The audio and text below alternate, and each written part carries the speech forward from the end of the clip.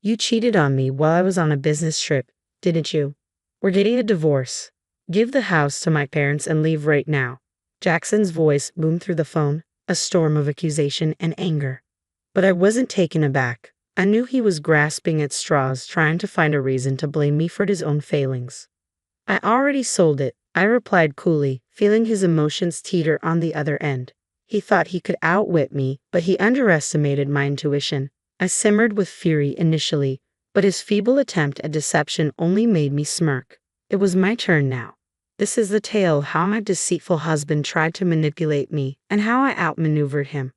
My name is Olivia, a 28-year-old working mom. I've been at the college store job since I graduated from junior college at 20. Jackson, 2 years my senior, now toils away in an office at a construction firm. But when we first crossed paths 3 years ago, he was adrift, jobless. He'd abandoned his first post-college job, claiming it wasn't right for him. Since then, he drifted between gigs, often idling. That's when he swept me off my feet, proposing in mere months.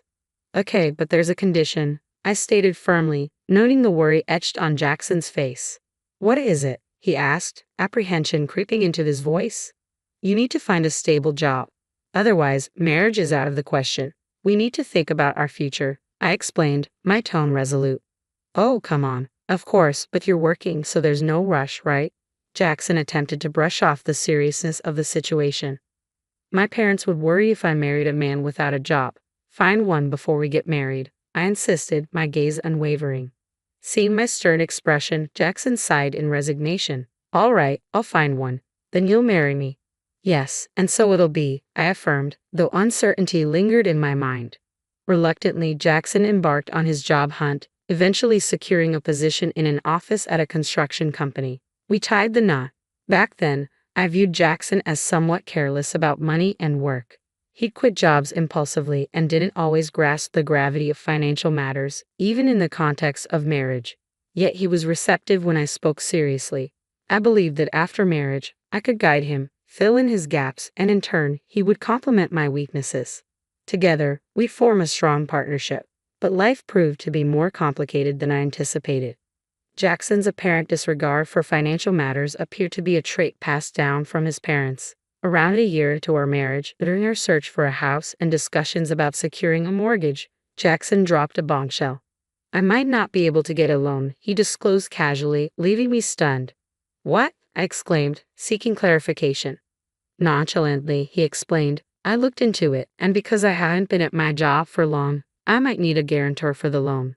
The only person I could ask is my dad, but he's dealing with significant gambling debts, so he probably can't be a guarantor. His revelation left me dumbfounded, especially with the contract and the real estate agent right in front of us. Yet Jackson seemed unfazed. If we put the house in your name, it'll be fine, right? You've been at your job forever, so you can get the loan. We'll both pay it off. It's just a formality, he suggested casually. That's not the point. Why didn't you discuss this with me? This is a big deal for me too. I'm not even prepared with the paperwork, I retorted, frustration bubbling within me. Though he apologized, his contrition felt hollow, lacking sincerity. Despite my urge to argue, I refrained from escalating the situation, considering the already prepared contract and the presence of the agent. Reluctantly, I hastily gathered the necessary documents, such as my income statement, for the loan application. In a spur-of-the-moment decision, I impulsively bought the house under my name. As I hurried to finalize the paperwork, a wave of anxiety washed over me. Could I truly envision a future with this man? Perhaps I should have simply put a halt to the proceedings instead of rushing to prepare the documents. Adding to my mounting anxiety was the looming issue with my in-laws. The other day, I had a talk with Dad. Jackson began one evening. He mentioned that he might lose the house due to the debts I mentioned earlier. He's considering moving in with us. That's all right, isn't it? What? Why would you even consider that? I responded sharply, hoping to convey the seriousness of the situation, but Jackson seemed unfazed. Well, he's in a tough spot. My brother is single, but he's working overseas. I'm Dad's only option. Shouldn't we discuss this properly? Maybe he can stay with us temporarily until he finds another place, but committing to having him live with us permanently is a major decision, Jackson reasoned, his expression troubled. You're just trying to avoid the issue. If he stays, we can split the living expenses. You're always complaining about money, he countered. You mean the money you never contribute? You promised we'd split the mortgage, but it's only coming out of my paycheck. You haven't paid your share. In marriage, finances are shared. It's not just your money, it's ours. It's only deducted from your account because the house is in your name. Stop being so self-centered, I admonished, frustration simmering beneath my words. My frustration boiled over, and I raised my voice, demanding answers. Jackson's response was simply, I hate talking about money, before abruptly leaving the room. These clashes became all too common, with Jackson consistently brushing off my concerns and retreating, leaving issues unresolved. Yet despite his aversion to discussing finances, Jackson wasn't entirely idle when it came to his family's predicaments. His role in construction site administration brought him into frequent contact with real estate contracts, leading him to consult a specific agency about the potential sale of his family home and the steps involved in securing the best deal. I've been considering selling the house for a good price, but I'm unsure about the process. What steps should I take if I decide to sell down the line? This topic was a recurring theme in our conversations. It was somewhat reassuring to know that I wasn't alone in contemplating these matters. However, the persistent notion of his family living with us post-sale always lingered in the back of my mind, causing unease. Jackson started holding meetings with real estate agencies and my parents-in-law behind my back, and his weekends away from home became more frequent. Eventually, he had to embark on a business trip that would keep him away for several months. The project required him to stay near the construction site until its completion. At the time, I didn't realize it, but the power struggle between us had already commenced. A few days after Jackson's departure, I decided to treat myself to tea after a shopping trip. As I entered the cafe, I was greeted by a familiar face. Recollecting past encounters, I recognized him as someone Jackson had once brought home. He worked at a real estate company, and Jackson had mentioned him as Samuel, a young employee who was relatively new to the company with less than a year under his belt. Oh, hello. You've been to our house before, right? I greeted him with a hint of recognition. Yes, I apologize for dropping by unannounced and even staying for a meal. My apologies, Samuel replied sheepishly. No worries. I should have been more hospitable, I assured him, gesturing for us to sit down and have tea together. Samuel proved to be very friendly and surprisingly sensible, especially considering his youth. We engaged in pleasant conversation over tea before parting ways. At that moment, I could have fathomed what would follow. Little did I know, this seemingly innocuous encounter would later be twisted into an accusation of infidelity. It happened when Jackson confronted me. You cheated on me while I was away, didn't you? We're getting a divorce. Give the house to my parents and leave now. His words hit me like a bolt of lightning. The first thought that crossed my mind was disbelief. Could it be true? Had Jackson spread rumors about me cheating, all to justify a divorce? The shocking revelation came from an unexpected source. Samuel, the very man Jackson falsely accused me of having an affair with. The day after our tea, Samuel showed up at my doorstep unannounced. I apologized for the sudden visit. About yesterday, Jackson asked me to get close to you, he confessed, his words catching me off guard. Shocked and confused, I invited him inside and listened intently as he unraveled his tale. Jackson had orchestrated a deceitful plan to frame me for cheating in order to expedite a divorce. He had enlisted Samuel to manufacture evidence against me. There were two underlying motives behind Jackson's scheme. Firstly, he coveted our house and sought to wrest it from my possession. Concerned about his parents' property, he believed it would be simpler to reside there with them. However, my objection to the arrangement thwarted his plan, leading him to concoct a scheme to evict me and claim the house for himself.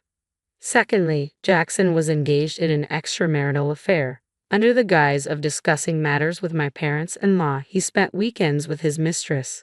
Consumed by his infatuation, he viewed me, his wife, as an impediment to his happiness. By framing me for infidelity, he aimed to secure financial compensation in the divorce settlement. I always underestimated Jackson's intelligence, but he certainly proved to be cunning in the worst ways. Despicable, I muttered under my breath, my disdain evident. Samuel offered his apologies, but I had no intention of aiding Jackson in his deceitful scheme. I refused to be manipulated for such nefarious purposes. Thus, I feigned cooperation while secretly plotting to outmaneuver him. Taking advantage of Samuel's real estate expertise, I listened as he provided various suggestions. Eventually, he proposed a bold idea. You should sell the house while Jackson is away on his trip. When I finally uttered the words, I sold it, Jackson's reaction was a mixture of confusion and disbelief. What? He managed to sputter, clearly at a loss for words. Seeing his stunned expression, I resolved to twist the knife further. I recounted everything I learned from Samuel, including the recordings he provided. You were attempting to fabricate evidence to make it appear as though I was having an affair with him. If we divorce now, I can pursue alimony and court proceedings, I explained calmly, watching Jackson's bewildered expression as he repeated, Why? Why? But I had another revelation to share. You might not have realized, but Samuel isn't just an ordinary employee. He's actually the son of the company's CEO. Jackson's shock was palpable. What? How could I have missed that? He exclaimed, his confusion deepening. It was clear he had underestimated the gravity of the situation. Do you not realize that Samuel shares the same last name as the CEO? How could you overlook that? I questioned, incredulous at his obliviousness. Well, Samuel's last name isn't exactly rare. Jackson attempted to defend himself weakly. Wait, are you serious? He added, his incredulity growing. No, I'm serious, I asserted firmly, noting the shock in Jackson's expression. Samuel's company held significant importance to Jackson as one of his key clients. Additionally, they had provided crucial assistance with his family home matters. If news of his deceit reached the company's boss, Jackson would undoubtedly find himself in serious trouble. As it turned out, Samuel had already reported the situation. Hey, come on. All right, I'll look into it. If you're lying, I'll find out soon enough, Jackson responded before abruptly ending the call. It didn't take long for him to realize the gravity of the situation and the irreversible damage he had caused. Subsequently, the real estate company owned by Samuel's father refused to engage in any business dealings with Jackson or offer him advice regarding his family home. With no other options, Jackson was forced to return to his family home after concluding his business trip. Meanwhile, since I had sold my house, Samuel had graciously introduced me to an affordable apartment, leaving me with no concerns. As I initiated the divorce proceedings, Jackson persistently reached out, pleading for forgiveness. I'm sorry, Olivia. Please forgive me, he implored. It's too late now. You attempted to manipulate someone into trapping me. Why should I believe anything you say? I retorted, my resolve unyielding. Don't say that. Once we're divorced, you can marry that other woman, right? That's what you wanted, isn't it? I questioned, hoping to reaffirm his intentions. Yes, but she apparently had someone else she liked and dumped me. What a pathetic story, Jackson admitted with a hint of bitterness. Even if that's the case, don't expect me to welcome you back with open arms, I responded firmly, my patience wearing thin. With a sigh, I ended the call. Despite my efforts to keep my current address undisclosed, Jackson's relentless barrage of calls persisted. Each time, he'd plead, Don't leave me. Help me, I'll be a good husband, his promises ringing hollow in my ears. I grew increasingly exasperated with his empty pleas. Once the divorce was finalized, I resolved to sever all ties, deleting his number, blocking him on WhatsApp, and cutting off communication entirely. Yet, the unwelcome appeals didn't end with Jackson. Even my mother-in-law reached out, begging, Please, Olivia. We'll be lost without you. It's not the house we wanted. It's you, isn't it? But there's no house left, I pointed out, feeling a mix of frustration and disbelief. We didn't just desire the house. We're not that heartless. Come back, and you'll understand, she urged, her tone pleading. You were after the money, weren't you? I accused, feeling the surge of resentment. That's not true. You're being unfair. You tried to pressure me into living with you, and when I refused, Jackson attempted to manipulate me to gain an advantage in the divorce, she countered defensively. I can't trust someone like that. It's evident that your motives revolve around money, I asserted firmly, refusing to yield to Jackson's pleas.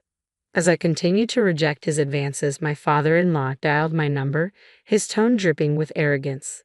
Isn't it your duty as a daughter-in-law to show some respect to my wife? Are you seriously saying no? Isn't this all because of the debt you accumulated? He demanded, his voice growing increasingly strident. With each word, his accusations stung, and when I responded with equal resolve, his tone turned venomous. You heartless woman, abandoning your mother-in-law in her time of need and shifting blame onto her. I'll make you pay for your cruelty. He bellowed into the phone, the volume causing my ears to ring. Unable to tolerate his threats any longer, I abruptly ended the call and, clutching the recorded audio as evidence, sought counsel from my lawyer. It transpired that my father-in-law's menacing words could be construed as a threat. Armed with this knowledge, I informed Jackson that I would pursue legal action if he refused to consent to the divorce. In a state of panic, Jackson reluctantly agreed to the divorce, allowing me to sever ties with his tumultuous family once and for all. With the legal proceedings finalized, I found solace in the newfound freedom from their oppressive influence. However, the consequences of his actions soon caught up with Jackson. His reputation at work suffered, resulting in diminished responsibilities and a significant loss of trust from his superiors. Furthermore, the unresolved debt issue forced him to sell his family home at a depreciated value, leaving him and his parents to reside in a modest apartment. With his reduced role at work, Jackson's income dwindled, compounded by the financial strain of providing support to his dependent parents. The burden of alimony payments only exacerbated his financial woes. These unfortunate circumstances came to my attention through Samuel, who remained confident despite the tumultuous events. It was through Samuel's suggestion that I found a potential opportunity to leverage my customer service skills from my previous job at a clothing store. He proposed a position in his company's HR department, offering a chance for me to rebuild my life on my own terms. After discovering an opening that required strong communication skills, I deliberated extensively and sought advice before ultimately accepting the position at the real estate company. This decision marked a significant shift in my career path. Throughout this transition, Samuel and I maintained our close bond, which gradually blossomed into a romantic relationship. A year into our courtship, we exchanged vows and embarked on our journey as husband and wife, with me assuming the role of the future company president's spouse. The irony wasn't lost on me. The two individuals Jackson attempted to portray as entangled in an affair had ultimately found love and married each other. As I integrated into my new family, which included my in-laws, I was met with warmth and acceptance. Together with Samuel, I envisioned crafting a fulfilling and harmonious life, building upon the foundation of our shared love and mutual respect.